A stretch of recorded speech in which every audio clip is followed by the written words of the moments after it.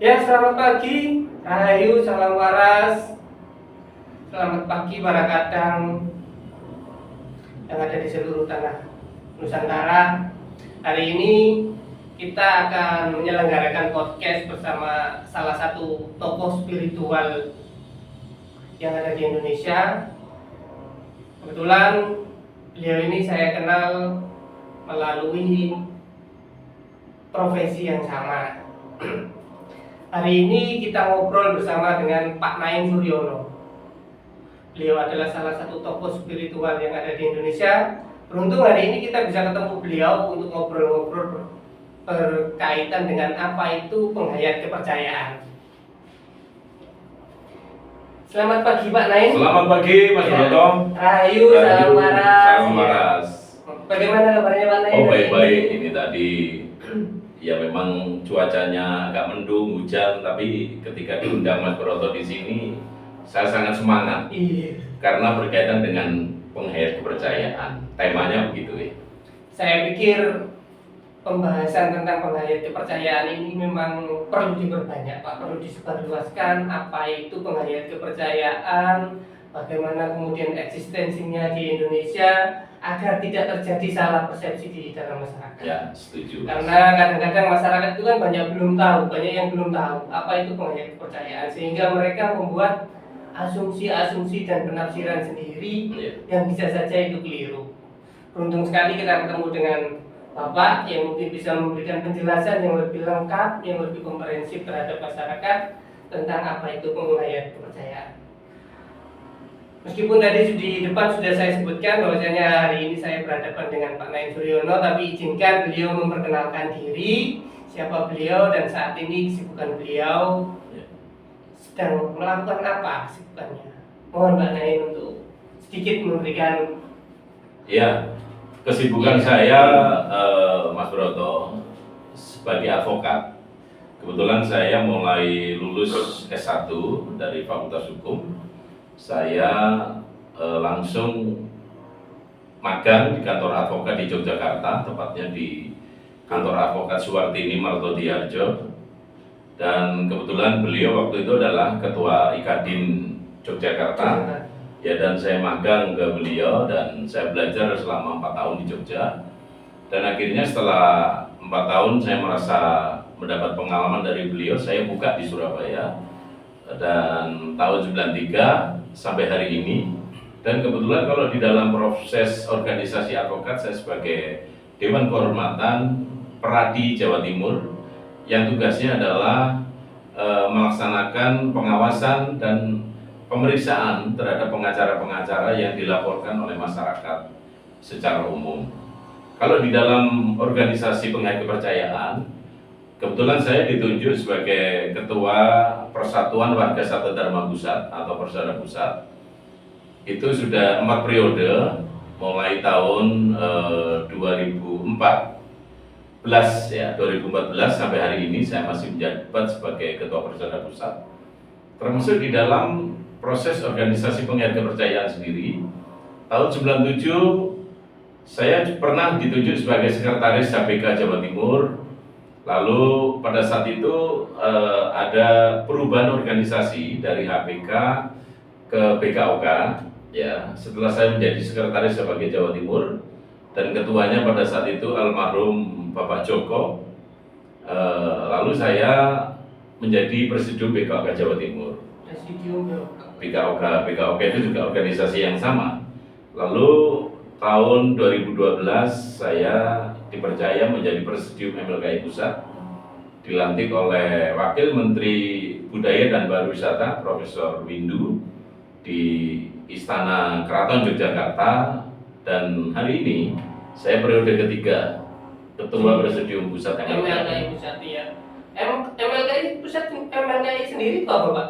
Jadi MLKI itu adalah kepanjangan dari Majelis Luhur Kepercayaan terhadap Tuhan Yang Maha Esa Indonesia. Kepercayaan terhadap Tuhan Yang Maha Indonesia. Ini merupakan wadah nasional bagi masyarakat penghayat kepercayaan terhadap Tuhan Yang Maha Esa, yang saat ini ada 14 provinsi menjadi pengurus di provinsi. Kepengurusannya itu Ya. terdiri dari 14 provinsi.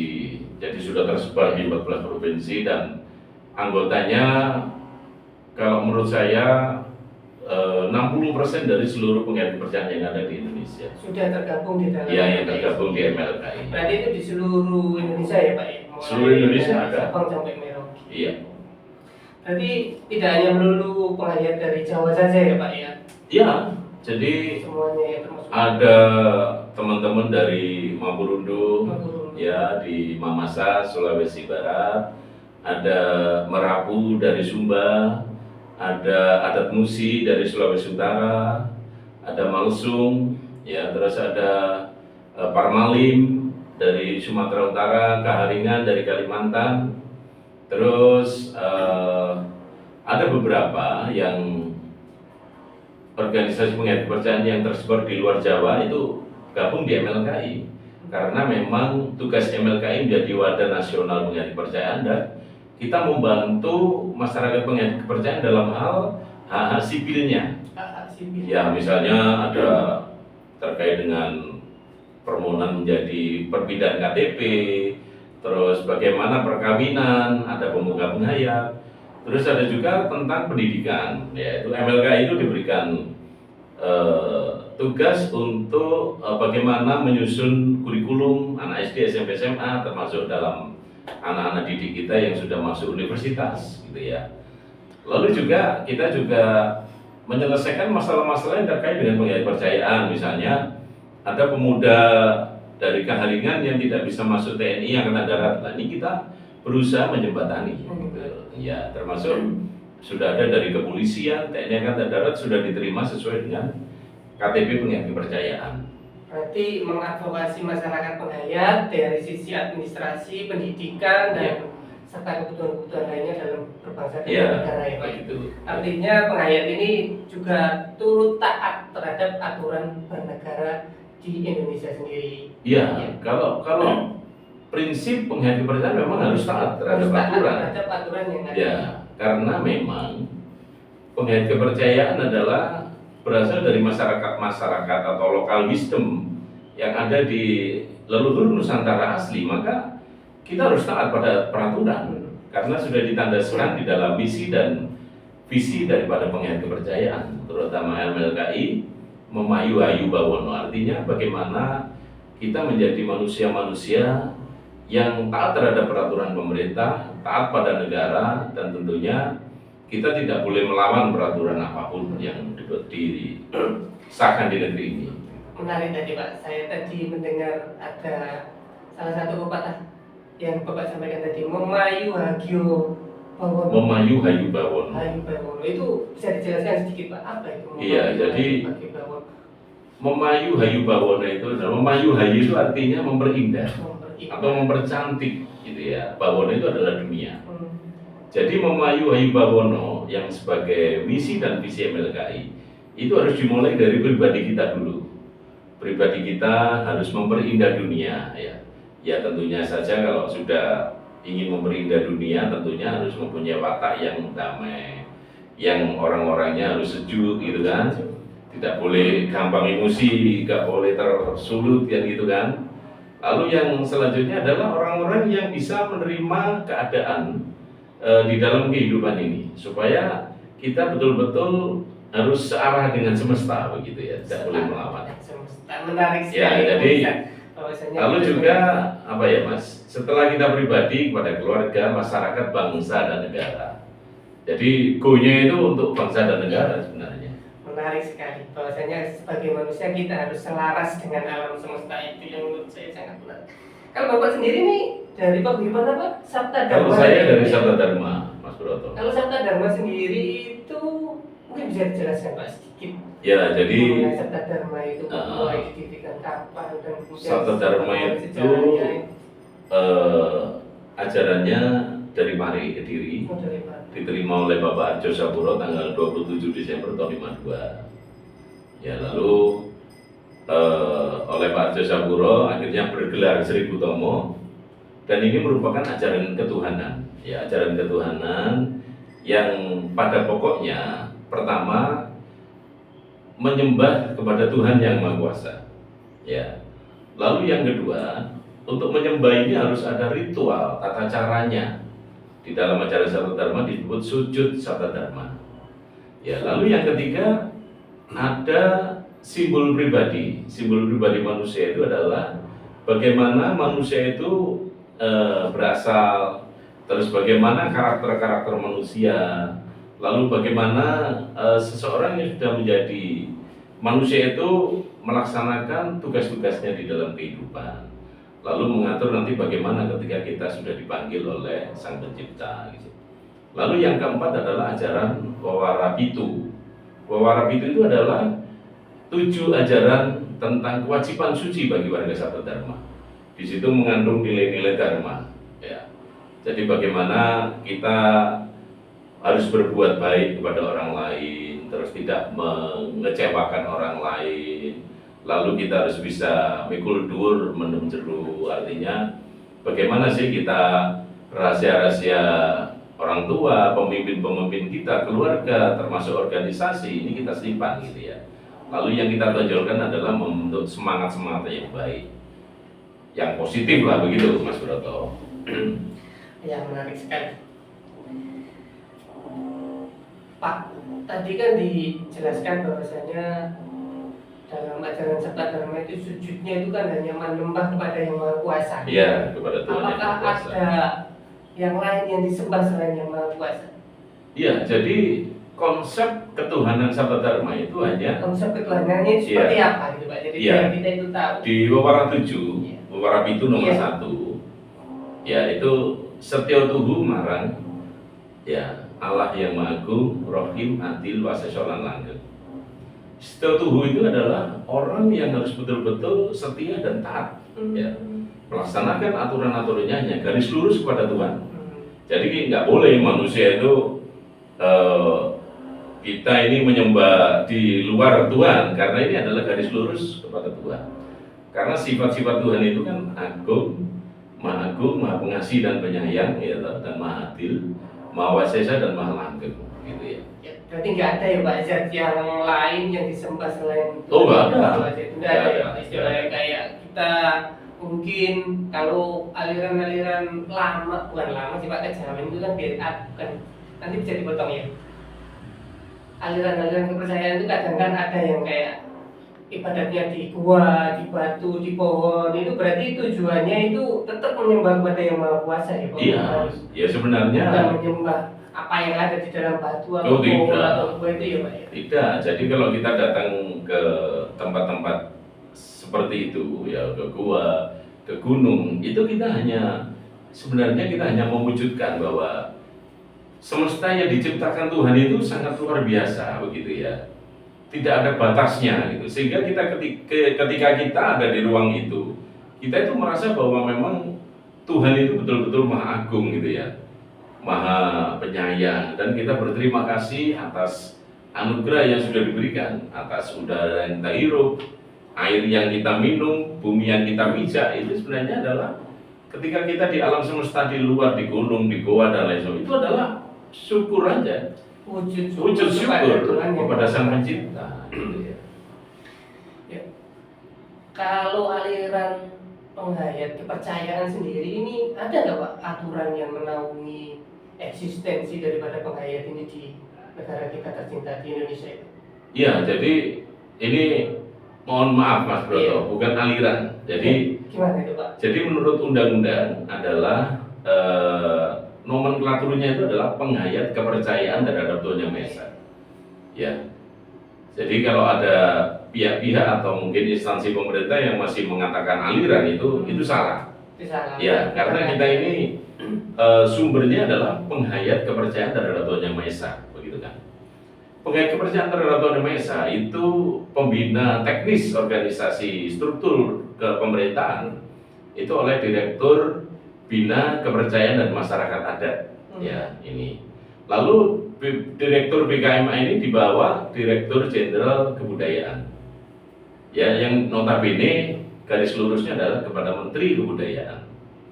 Jadi pembina teknis kita di dalam organisasi MLKI atau organisasi penghayat kepercayaan semua itu di bawah pembinaan teknis Direktur Badan Bina Hayat, ya. Direktur Bina Hayat Kepercayaan dan Masyarakat Adat. Ya. Kalau itu Pak, aturan lain selain daripada struktur di bawah Direktorat Bina Penghayat itu tadi, apakah ada aturan lain yang menaungi bahwasanya kepercayaan penghayat kepercayaan ini sudah sah dan diakui oleh negara? Ya. Jadi sebenarnya kalau kita melihat kondisi kebangsaan kita, sumber hukum kita itu kan Pancasila ya. Yang jelas Pancasila itu adalah sila satu ketuhanan yang Maha Esa, itu secara universal. Lalu peraturan teknisnya itu di dalam Undang-Undang Dasar 45 pasal 29 ayat 1 dan 2 serta pasal 28E ayat 2 yang mengatakan bahwa setiap orang itu berhak dan dilindungi hak untuk melaksanakan ajaran kepercayaan terhadap Tuhan Yang Maha Esa. Itu jelas. Tetapi yang lex spesialisnya, aturan khususnya itu ada di dalam putusan Mahkamah Konstitusi nomor 97/PUU tahun 2016. Putusan Mahkamah Konstitusi. Oh iya, putusan Mahkamah Konstitusi itu mengatakan bahwa penghayat kepercayaan itu setara dengan agama. Setara. Ya, setiap undang-undang yang menyebut agama maka diwajibkan di situ juga ada kata-kata penghayat kepercayaan, ya. Ya karena sifatnya putusan MK itu binding, ya, and final kan gitu. Maka seharusnya aturan-aturan ini, putusan MK ini harus diterapkan di dalam ketatanegaraan. Jadi jangan sampai ada ketika keluar undang-undang yang mengatur tentang agama penghayat kepercayaan ditinggal, gitu ya.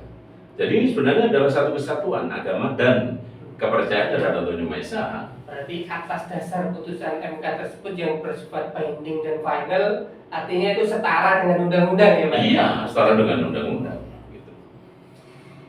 Iya Pak, kalau dalam menjalankan proses penghayat kepercayaan ini sendiri di masyarakat bagaimana Pak?